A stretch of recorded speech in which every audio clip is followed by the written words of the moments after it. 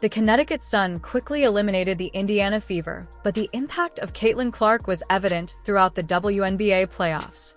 In Game 2, Clark faced some rough play but still impressed everyone. The Fever's last game ended in an 87-81 loss, which set new viewing records for the league. The WNBA's social media team highlighted these achievements, reminding fans that numbers don't lie. It's clear that women's basketball is on the rise. Caitlin Clark's popularity, along with Taylor Swift's recent engagement, has only boosted her platform. During the Sun Fever series finale, around 2.5 million people tuned in, peaking at 3.4 million viewers. These numbers surpassed the previous high of 1.2 million for Game 2 between the Minnesota Lynx and the Phoenix Mercury, which averaged 2.1 million viewers at its peak. We just watched one of the most unique experiences in the history of sports. And I'm talking about the Caitlin Clark experience.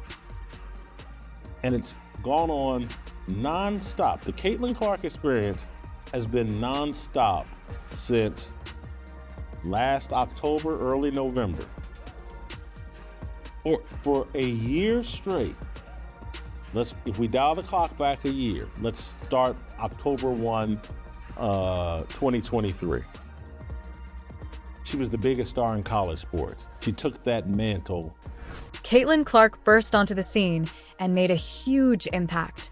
The WNBA is experiencing unprecedented growth, perhaps even more than we've seen in any sport in a single year. By February, March of 2024, it's like, holy cow, she's the biggest star in all of sports, and she's a woman. This is very unique. No woman's ever been asked to carry this burden. No, it's never happened in America. And then when you throw on the animus and the jealousy and the media being against her and all the legends of the game. What was the girl, Lynette Woodward? She ain't break my record. I was playing with a real size basketball. She wasn't. All of that. And it's like, oh, wow.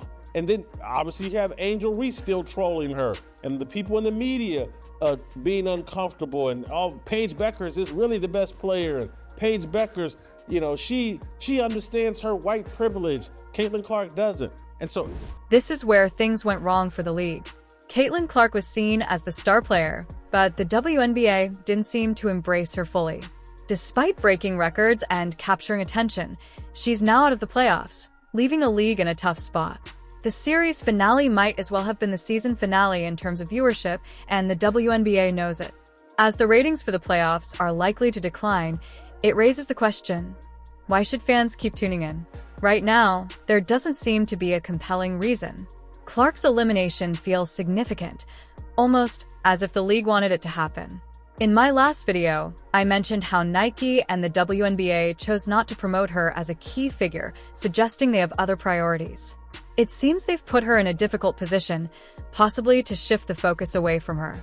The momentum just keeps going and going, and then she gets snubbed for the Olympics, and then, all the hatred from Cheryl Swopes and everybody in the WNBA, it just all keeps building and feeding on itself. She's having this incredible deal, and people are sitting out here asking her questions.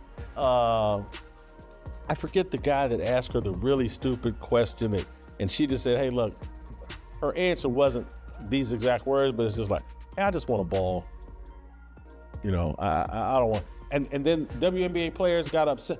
We don't have the privilege of just playing basketball. We have to care about these social issues. She's playing in a social issues league that wants to wear shirts that say vote, wants to scream Black Lives Matter, wants to push some sort of political agenda. She just wants the ball. She just wants to be the best basketball player. And she's caught up in this political deal, and she's caught up in this racial discussion, and she's dealing with Nike, an organization that got her on a bargain basement deal and is telling her, well, we're gonna wait to promote you until we're done promoting Asia Wilson. You can start to see the bigger picture here. It's not just about Caitlin Clark. Being a fan of hers feels like it's being frowned upon too. Demonizing her fans and these Indiana Fever players are all caught up in the middle of this too. They're all having conversations they used to not have. It's disappointing to see the league make so much progress this year thanks to Caitlin Clark, only for her to become a scapegoat amid what looks like jealousy from others. It's surprising that Nike and the WNBA wouldn't want to take advantage of having one of the biggest stars in the country. As Jason said, it's just wrong for anyone to experience this kind of treatment, but Clark has handled it with grace. I have to tip my hat to them for the effort that they gave, the way they rallied, the way they fought, the way Caitlin Clark revealed that she's not a punk, the way that Erica Wheeler revealed, I got your back. Hats off to Caitlin Clark. Hats off to the Indiana Fever.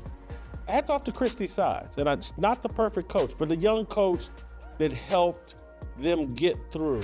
Caitlin Clark has truly transformed the WNBA this season. When she joined, the league was relatively unknown, but now there's excitement everywhere. Teams are investing in their own planes for travel, and fans from places like Iceland are staying up late to watch her play. It's incredible how far the league has come, but has it treated her fairly? Despite being eliminated from the playoffs, Clark put on a show in her final game, scoring 25 points, along with 9 assists and 6 rebounds. She made history by becoming the second rookie ever, after Maya Moore, to achieve those numbers in a playoff game. Her performance helped draw 1.84 million viewers, even competing against the NFL. Clark's presence is captivating to fans of all backgrounds, and now the WNBA must find a way to handle this popularity responsibly. Tickets for games are in demand, and the league is eager to turn this momentum into profits. Investors are even looking for new opportunities to support this growth. While Clark's playoff journey has ended, she has made a significant mark, earning the Rookie of the Year title and impressing everyone with her skills. When reflecting on her time since leaving Iowa, Clark emphasized that the moments she cherishes most are with her teammates and family, not just the accolades. She offered heartfelt advice for aspiring athletes, stressing that building good relationships is just as important as winning championships. Clark is her own toughest critic and believes there's still so much more she can achieve. Although her rookie season came to a bittersweet end, she remains optimistic about the future of her team and herself. After a standout season averaging 19.2 points, 8.4 assists, and 5.7 rebounds per game, she's set to rest and recharge for the next year, where expectations will only grow. Clark's journey signifies a turning point for women's basketball, showcasing the league's rising popularity and importance in sports culture. What were your favorite moments from her season? Whether it was her triple-doubles or leading the league in points, share your thoughts below. Caitlin Clark is definitely a player to watch as she continues to make waves in the WNBA.